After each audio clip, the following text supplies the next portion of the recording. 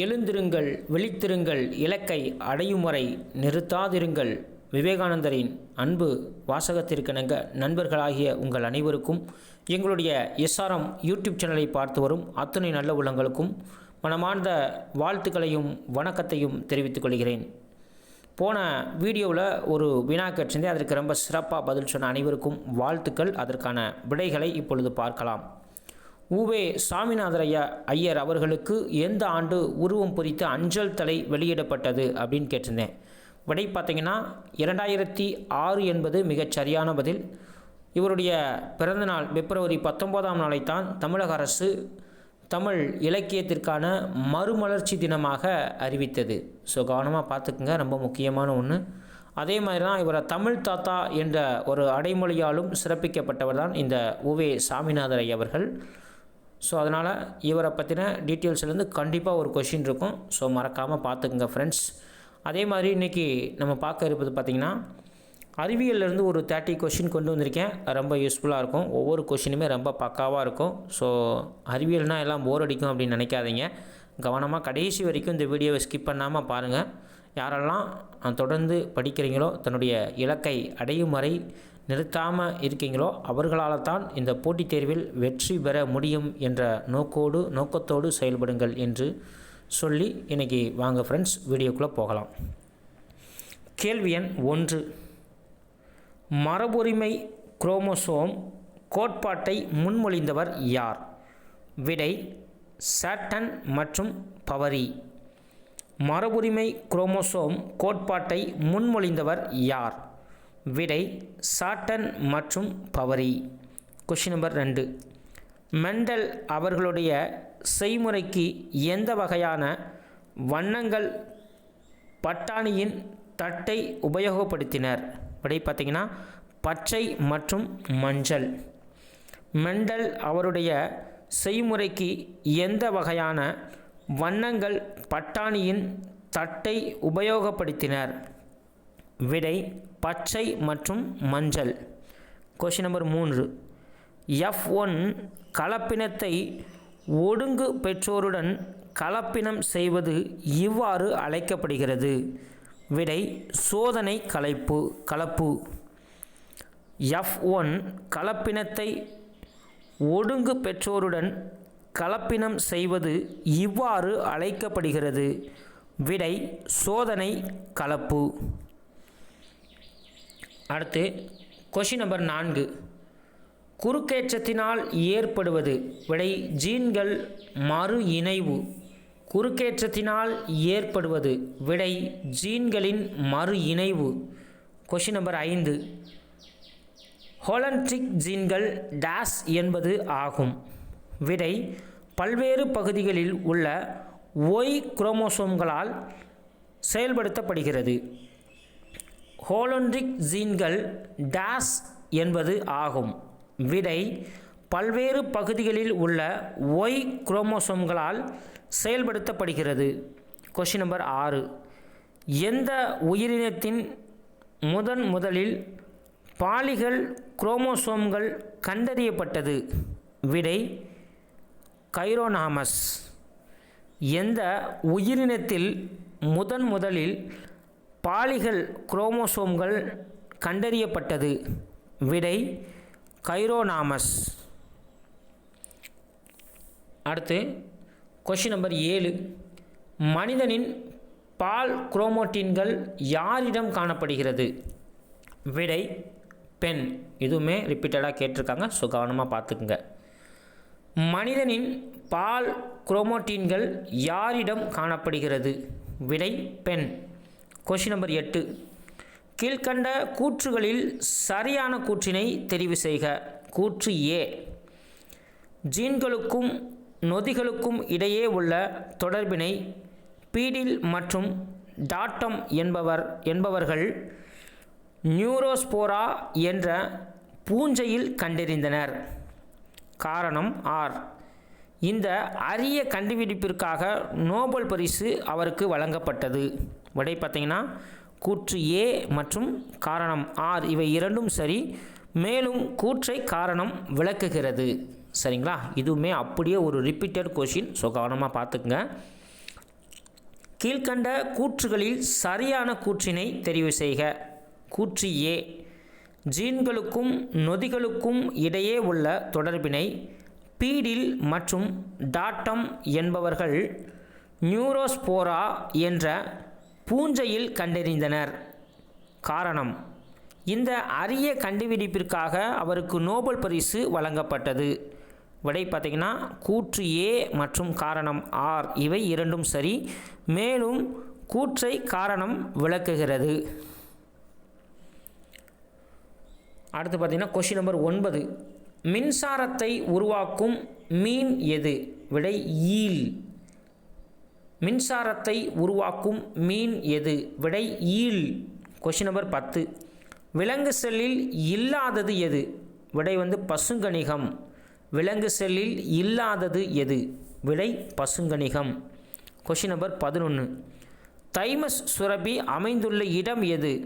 விடை மார்புக்கூறு. தைமஸ் சுரபி அமைந்துள்ள இடம் எது? விடை மார்புக்கூறு. கொஷின் நம்பர் 12, குரோமோசோம் 21இல் ஒரு நகல் கூடுதலாக இருப்பின் அதனால் ஏற்படுவது? விடை டவுல் சிண்ட்ரோம். குரோமோசோம் 21இல் ஒரு நகல் கூடுதலாக இருப்பின் அதனால் ஏற்படுவது? விடை டவுல் சிண்ட்ரோம். அடுத்து கொஷின் நம்பர் 13, இவற்றில் எது பாலின வழி மரபேற்றியின் உதாரணமாகும்? விடை ஹீமோபீலியா. இவற்றில் எது பாலின வழி மரபேற்றின் உதாரணமாகும்? விடை ஹீமோபீலியா. இந்த கொஷினுமே அப்படியே ரிப்பீட்டடாக கேட்டிருக்காங்க, ஸோ கவனமாக பார்த்துக்குங்க. கொஷின் நம்பர் 14, பன்றி காய்ச்சலை உருவாக்கும் வைரஸ் எது?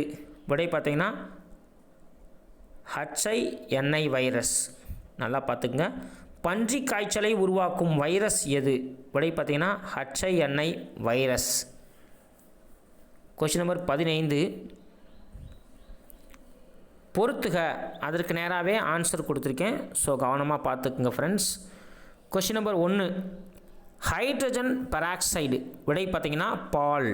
கொஷின் நம்பர் 2, உணவு நிறமூட்டிகள். விடை பசுமை தோற்றம். Question number 3, calcium carbide. விடை வாழைப்பழத்தை பழுக்க வைப்பதற்கு. கொஷின் நம்பர் 4, கார்னோபா மெழுகு தோற்றம். கார்னோபா மெழுகு. விடை பார்த்திங்கன்னா பளபளப்பான தோற்றம். ஸோ நல்லா கவனமாக பார்த்துக்குங்க. இந்த பொறுத்துக அப்படியே கேட்டிருக்காங்க, சரியா? ரொம்ப ரொம்ப கவனம்.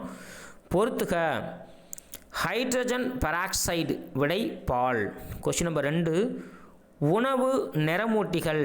விடை பசுமை தோற்றம். Question number 3, calcium carbide. விடை வாழைப்பழத்தை பழுக்க வைப்பதற்கு. கொஷின் நம்பர் 4, கார்னோபா மெழுகு. விடை பார்த்திங்கன்னா பளபளப்பான தோற்றம். சரியா? அனைத்துமே சரியானதான், ரொம்ப கவனமாக பார்த்துக்குங்க. அடுத்து question number 16, elements of chemistry என்ற நூலை எழுதியவர் யார்? விடை லாவாய்ச்சியர். எலமெண்ட்ஸ் ஆஃப் கெமிஸ்ட்ரி என்ற நூலை எழுதியவர் யார்? விடை பார்த்திங்கன்னா லாவாய்ச்சியர் இந்த நூலை எழுதி வெளியிட்டார். கொஷின் நம்பர் 17, சிமெண்ட்டை கண்டறிந்தவர் யார்?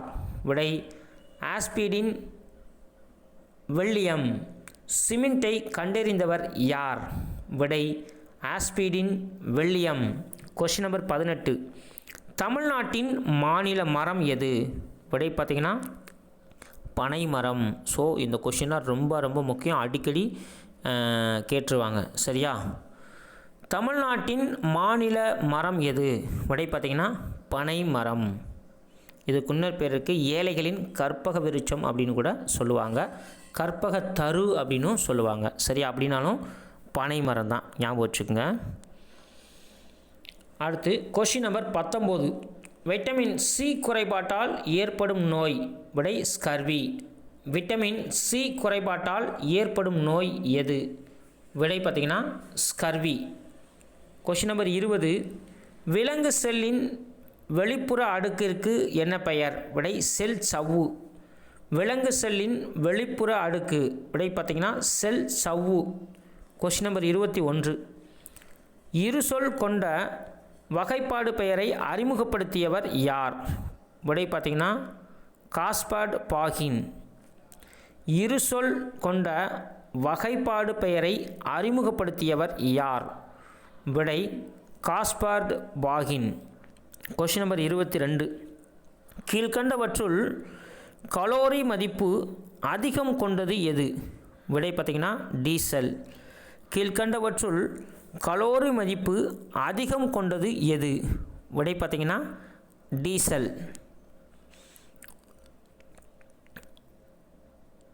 கொஷின் நம்பர் 23, உயிருள்ள மற்றும் உயிரற்ற பண்புகளை பெற்றவை எவை? விடை பார்த்திங்கன்னா வைரஸ். உயிருள்ள மற்றும் உயிரற்ற பண்புகளை பெற்றவை எவை? விடை பார்த்திங்கன்னா வைரஸ். கொஷின் நம்பர் 24, பசுமை புரட்சி என்ற சொற்றொடரை முதலில் உருவாக்கியவர் யார்? விடை வில்லியம் காண்ட். ஸோ நல்லா கவனமாக பார்த்துக்குங்க, டிஃப்ரெண்ட்டாக இருக்கும் கொஷின். அதுவுமே ரொம்ப தரமாக இதெல்லாம் படிச்சுக்கணும். இந்த டாப்பிக்லேருந்து கண்டிப்பான முறையில் ஒரு கொஷின் இருக்குது, சரிங்களா?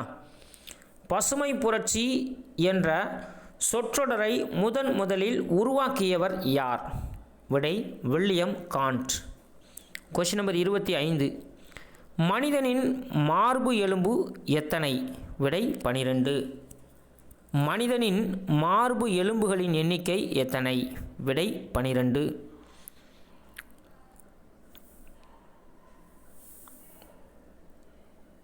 கொஷின் நம்பர் 26, இந்திய உணவுக் கழகம் எங்கு ஏற்படுத்தப்பட்டது? விடை சென்னை. இந்திய உணவுக் கழகம் எங்கு ஏற்படுத்தப்பட்டது? விடை சென்னை. கொஷின் நம்பர் 27, திருவள்ளூர் மாவட்டம் ஊத்துக்கோட்டையில் செயல்படும் கடல் உணவு ஏற்றுமதி நிறுவனத்தில் எந்த வாயு கசிவு ஏற்பட்டது? விடை பார்த்திங்கன்னா அமோனியா. இது ரீசண்டாக நடந்த கொஷின். ஸோ கவனமாக பார்த்துக்குங்க, கரண்ட் அஃபியரன்ஸில் கேட்குறதுக்கு வாய்ப்பு இருக்குது. திருவள்ளூர் மாவட்டம் ஊத்துக்கோட்டையில் செயல்படும் கடல் உணவு ஏற்றுமதி நிறுவனத்தில் எந்த வாயு கசிவு ஏற்பட்டது? விடை பார்த்திங்கன்னா அமோனியா. கொஷின் நம்பர் 28, ஐந்துலக வகைப்பாட்டினை தோற்றுவித்தவர் யார்? விடை பார்த்திங்கன்னா ஆர்ஹெச் விக்டேக்கர். ஸோ இதுவுமே அடிக்கடி கொஸ்டினில் கேட்டிருக்காங்க, ரொம்ப கவனமாக பார்த்துக்குங்க. ஐந்துலக வகைப்பாட்டினை தோற்றுவித்தவர் யார்?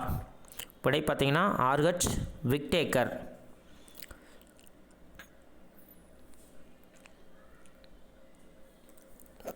கொஷின் நம்பர் 29, சமுதாய கூட்டு வாழ்க்கை கொண்ட பூச்சி எது? விடை பார்த்திங்கன்னா கரையான். சமுதாய கூட்டு வாழ்க்கை கொண்ட பூச்சி எது? விடை பார்த்திங்கன்னா கரையான். ஃபைனல் கொஷின் பார்க்க போகிறோம். கொஷின் நம்பர் 30, வயிற்றில் உண்டாகும் அமிலத்தன்மை அதிகரிக்கும் உபாதையை நீக்க பயன்படும் அமிலம் முறிவு பொருளின் முக்கிய மூலக்கூறு டேஸ் ஆகும்? விடை பார்த்திங்கன்னா காரங்கள். ஸோ நல்லா கவனமாக கொஷினை பார்த்துக்குங்க. வயிற்றில் உண்டாகும் அமிலத்தன்மை அதிகரிக்கும் உபாதையை நீக்க பயன்படும் அமிலம் முறிவு பொருளின் முக்கிய மூலக்கூறு டேஸ் ஆகும்? விடை பார்த்திங்கன்னா காரங்கள். ஓகே ஃப்ரெண்ட்ஸ், இந்த வீடியோவை முழுமையாக பார்த்துருப்பீங்கன்னு நினைக்கிறேன். இந்த 30 கொஷினுமே ரொம்ப தரமாக எடுத்திருக்கேன். அதுவுமே ரிப்பீட்டட் கொஷினில் எங்கெல்லாம் கேட்டிருக்காங்க, எதெல்லாம் முக்கியமான கொஷின் அப்படின்றதையும் ரொம்ப சிறப்பாக எடுத்திருக்கோம். ஸோ மறக்காமல் நண்பர்களாகிய நீங்கள் இந்த கொஷினை முழுமையாக பார்த்துட்டு எப்படி இருக்குன்னு சொல்லுங்கள். அதே மாதிரி நம்முடைய சேனலை பிடிச்சிருந்தா லைக் பண்ணுங்கள், ஷேர் பண்ணுங்கள். மறக்காமல் பக்கத்தில் இருக்க பெல்லைக்கானை ப்ரெஸ் பண்ணி ஆல் அப்படின்னு கொடுத்து வச்சுக்கிட்டிங்கன்னா நம்ம போடக்கூடிய எல்லா வீடியோவுமே பக்காவாக வரும், சரிங்களா? இன்றைக்கி உங்களுக்கான ஒரு பொது அறிவு கேள்வி. அந்த கேள்விக்கு மறக்காமல் பதில் சொல்வதற்கு முயற்சி பண்ணுங்கள். இந்திய பசுமை புரட்சியின் தந்தை என்று அழைக்கப்பட்டவர் யார்? இந்திய பசுமை புரட்சியின் தந்தை என்று அழைக்கப்பட்டவர் யார்? இந்த கேள்விக்கு மறக்காமல் பதில் சொல்லுங்கள்.